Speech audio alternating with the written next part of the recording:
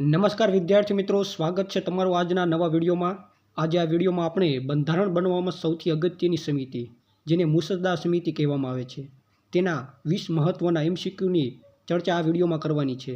માટે વિડીયોને અંત સુધી જરૂર જોઈજો અને જો તમે ચેનલ ઉપર નવા આવતા હોય તો ચેનલને પણ સબસ્ક્રાઇબ જરૂરથી કરી લેજો, જેથી આ ચેનલ પર તમને આવી જ એજ્યુકેશનને લગતી તમામ જાણકારી મળતી રહેવાની છે। તો ચાલો શરૂ કરીએ વિડીયોને। પહેલો પ્રશ્ન, મુસદ્દા સમિતિની સ્થાપના ક્યારે કરવામાં આવી હતી? તો મુસદ્દા સમિતિની સ્થાપના 29 ઓગસ્ટ 1947ના દિવસે કરવામાં આવી હતી। ઓપ્શન બી જવાબ સાચો આવશે। આગળ બીજો પ્રશ્ન, મુસદ્દા સમિતિના અધ્યક્ષ કોણ હતા? તો મુસદ્દા સમિતિના અધ્યક્ષ ડૉક્ટર BR આંબેડકર હતા। ઓપ્શન સી જવાબ સાચો આવશે। આગળ ત્રીજો પ્રશ્ન, મુસદ્દા સમિતિમાં કુલ કેટલા સભ્યો હતા અધ્યક્ષ સહિત? તો 7 સભ્યો હતા। ઓપ્શન સી જવાબ સાચો આવશે। આગળ ચોથો પ્રશ્ન, નીચેનામાંથી કોણ મુસદ્દા સમિતિના સભ્ય નહોતા? તો KM Munshi, N Gopalaswami Ayyangar, doctor Rajendra Prasad કે પછી સૈયદ મોહમ્મદ સાદુલ્લા? તો વિદ્યાર્થી મિત્રો, ડૉક્ટર રાજેન્દ્ર પ્રસાદ જે મુસદ્દા સમિતિના સભ્ય નહોતા, તો તેમની સિવાયના 3 ઓપ્શનમાં આપેલા જે નામ છે તે તમામ મુસદ્દા સમિતિના સભ્યો હતા। આગળનો પ્રશ્ન પાંચમો, મુસદ્દા સમિતિના એકમાત્ર ગુજરાતી સભ્ય કોણ હતા? તો KM મુનશી એટલે કનૈયાલાલ માણેકલાલ મુનશી। ઓપ્શન બી જવાબ સાચો આવશે। વિદ્યાર્થી મિત્રો, ખાસ મોસ્ટ IMP MCQ છે જે વારંવાર પરીક્ષામાં પૂછાય છે। આગળ છઠ્ઠો પ્રશ્ન, BL મિત્તલના રાજીનામા બાદ મુસદ્દા સમિતિમાં કોનો સમાવેશ કરવામાં આવ્યો?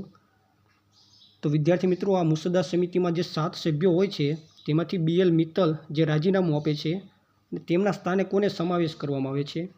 તો તેમના સ્થાને N માધવરાવને સમાવેશ કરવામાં આવે છે। ઓપ્શન બી જવાબ સાચો આવશે।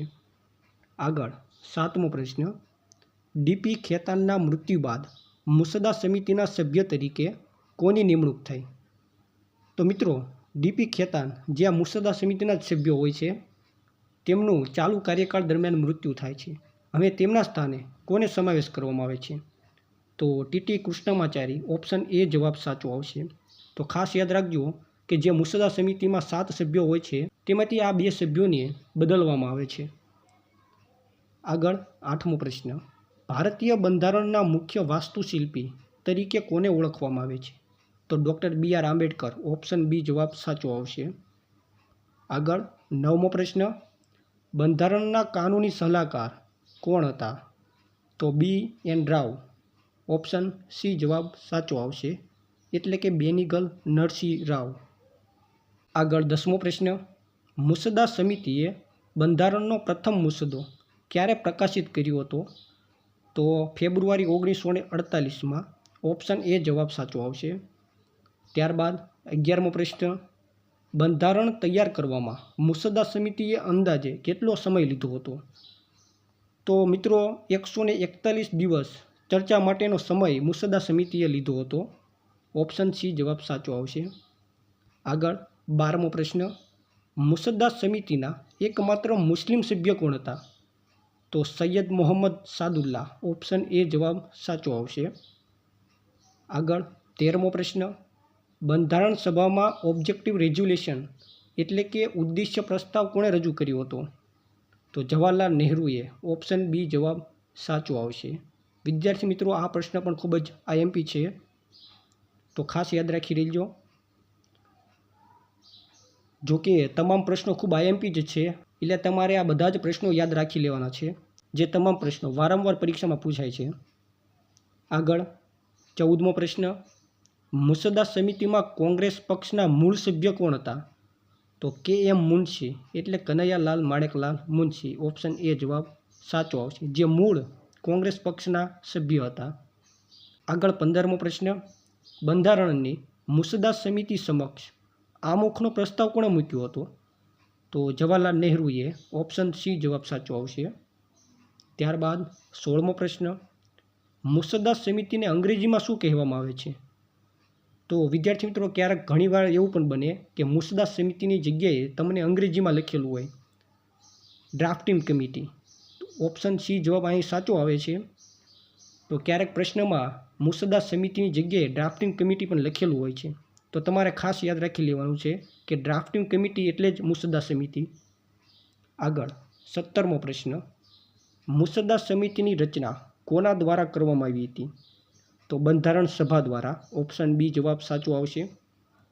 આગળ 18મો પ્રશ્ન, નીચેનામાંથી કયા સભ્ય મુસદ્દા સમિતિમાં મદ્રાસ રાજ્યનું પ્રતિનિધિત્વ કરતા હતા? તો અલ્લાદી કૃષ્ણસ્વામી અય્યર. ઓપ્શન એ જવાબ સાચો આવશે. ત્યારબાદનો 19મો પ્રશ્ન, બંધારણ સભાના કાયમી અધ્યક્ષ કોણ હતા? તો ડૉક્ટર રાજેન્દ્ર પ્રસાદ હતા. ઓપ્શન બી જવાબ સાચો આવશે. અને છેલ્લે 20મો પ્રશ્ન, મુસદ્દા સમિતિના કયા સભ્યએ BN રાવ દ્વારા તૈયાર કરેલા બંધારણના ડ્રાફ્ટની તપાસ કરી હતી? તો વિદ્યાર્થી મિત્રો, જે મુસદ્દા સમિતિ હોય છે તેના તમામ 7 સભ્યોએ જે BN રાવ દ્વારા તૈયાર કરવામાં આવેલું ડ્રાફ્ટ હતો તેની તપાસ કરી હતી. એટલે અહીં ઓપ્શન એ જવાબ સાચો આવશે, 7 સભ્યોએ.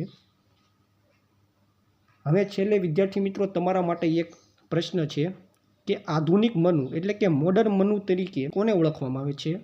તો મહાત્મા ગાંધીને, ડૉક્ટર રાજેન્દ્ર પ્રસાદને, ડૉક્ટર BR આંબેડકરને કે પછી સરદાર પટેલને? હવે આ પ્રશ્નનો જવાબ તમારે કોમેન્ટમાં જરૂરથી લખવાનો છે.